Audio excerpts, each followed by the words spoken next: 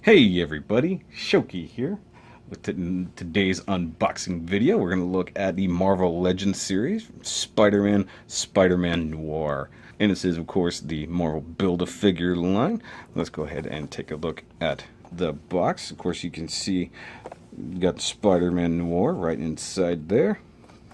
And it says Spider-Man Noir down the side. And it says from one of the alternate universes where everything is set in the 1930s, 1940s. If we come around to the side, you can see it's got some really nice artwork there of Spider-Man Noir and nice red features and stuff like that. You can see his gun. I don't think it's directly from the comics, but it does look pretty cool. And if you come around the back here, you can see a read-up. It says Reluctant Hero Spider-Man Noir battles bad guys and mob bosses alike in 1930s New York City. So you get a great shot there. And of course you have the Build-A-Figure line, all the guys you can get in there. So that's pretty cool. I've only been able to find this one so far.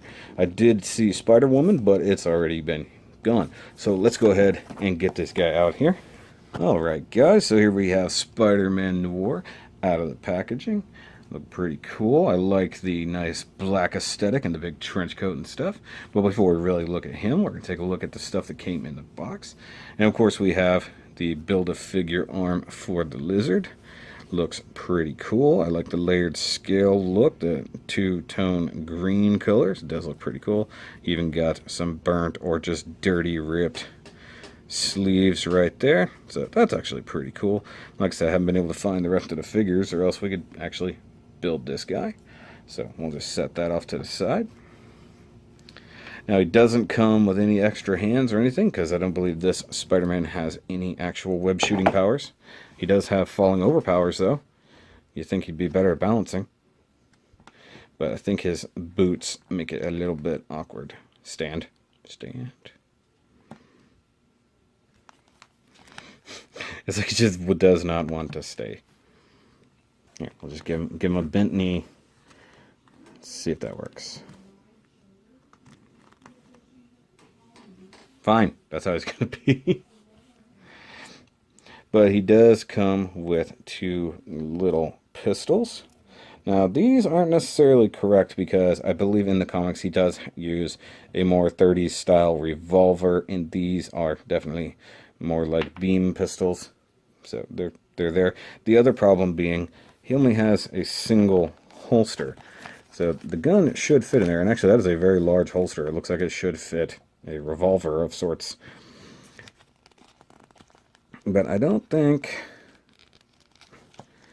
the jacket alone might hinder the ability to actually get the gun in the holster. So that might be entirely useless. But if you come to the hands, you can insert the guns into the hands fairly easily. The trigger finger doesn't necessarily go on the trigger guard, or it goes around the trigger guard, I should say. But he can dual wield his pistols very effectively. Now I do know that Pounds actually got two of the Black Widow style pistols, and they work out very, very well for this. But I think that's a pretty cool look one way or the other, because he is more of a detective and a private eye kind of Spider-Man from that universe. So that's actually pretty neat. I'll set the guns aside. And we'll take a look at that sculpt. That head sculpt is just beautiful. You got the very stitched together leather style cap and very aviator glasses just thrown together, or goggles I should say. Silver paint there. You've got gray paint on the face mask and then a little black for the chin.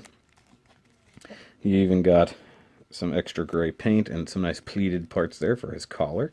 Of course, he has many collars. He's got the outer collar of the jacket, collar for his inner coat, and then the collar of his shirt. So they want to make sure he's got some collars. And he's all black. That's pretty much it. There might be some details painted here and there, like the belt buckle.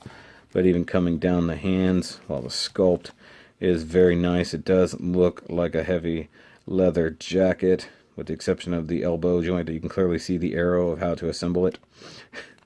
It does look very nice. Everything looks like separate gloves right there. That's pretty cool. Like I said, the belt and all that looks like another set of leathers. The pants look a little bit different, different texture, slightly different gray to show that he's not wearing just all black. And the wrinkles are very nice going down there. Then you've got some super heavy, almost pirate-like boots. You got the very big boot cuff here. Got the molded in laces. That looks pretty good. I actually like that. It's actually very, very well done. Much like this trench coat. Now, I believe this same body was used for the Red Skull and probably a couple other figures, but I like the pleated leather look around the flared out collar. You can come around it, and it does look like actual old leather. It just looks so good. It's kind of hard to see all the amazing detail with the lighting here, because it is just black. And black things don't always show up on camera the best, but considering they didn't even bother painting the buckles down here with a little bit of silver or anything, you know, that's kind of a bummer. But otherwise, I really, really like this so far. And I think it's fairly well true to the comic adaptation. Now, for articulation, he does have a ball-jointed head and a disc hinge that allows him to look upward, like so, and downward, like so. So he can look down at you as he's standing on top of a building. Can rotate all the way around, and it does feel like the neck has a lower joint going into the torso, but it doesn't really move. So that's a little awkward. Let's turn the head back. Now the shoulders do peg in right inside there, and they disappear inside the coat. And from what I can guess, if you want to take the coat off, you're going to have to pull the arms off first. But I think it looks pretty good with his coat on, so we're not going to bother. But it does come up like so. It can rotate all the way around. That's about as high as it's going to go. The bicep rotation is nice, and you got the double jointed elbow right there. It is a little bit loose. The plastic is kind of thin, and the actual elbow joint, it is a little bit flexible, very much like some of the Power Rangers Legacy figures, which is weird because that was Bandai. This is Hasbro. And you've got a normal peg joint into the wrist, and a soft hand on a disc hinge for a little bit of articulation. Doesn't want to bend inward. But then you have the ab crunch that can come forward a good bit, so he can really, once again, continue to look down on you. But the jacket is kind of in the way for the reverse ab crunch, so to get that jumping Spider-Man look, you really have to bend that coat. But he can do it. It's there. It's just really hard to use. He does have waist rotation, like so. Slightly ratcheted. But the fact it's all hidden inside the coat is probably pretty good. So if you want to take it a click like so, have him stand kind of sideways, that's a pretty good look. The hips, you can come out like that for the splits. You can kick forward, do a really good Spartan kick. Spartan spider kick. And it does rotate right there at the top of the thigh, and the sculpt is actually kept fairly well in the wrinkles. Double jointed knee. Goes really far on that first joint. Yeah. And can go back about that far, so you can get a decent spider stance if you really want to. If you want to be floating, like so. I feel like he should have a web shooter coming out right there, even though he doesn't have web shooters. Now he does have, I thought he had a boot cut, but he doesn't. So it's only down here in the foot. So you have a disc hinge inside the boot for moving forward and back. It's very stiff. And then you have ball joint in the boot for rotation. So that's pretty awesome.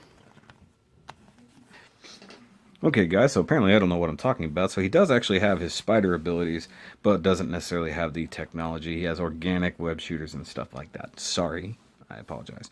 But realistically, this is a very, very cool figure. And I picked him up at Walgreens, but you should be able to find him at local Targets and such, wherever Marvel figures should be sold. And if you could totally get him with any of the coupons or discounts, definitely find him for that. But I really, really enjoy this figure, and for the fact that unboxing art is the main reason I bought this, and actually the person the person that I'm imitating in this review. If you were wondering why my style has changed, but if you guys really like this guy and you like this video, go ahead and hit subscribe down there and put a thumbs up on this video.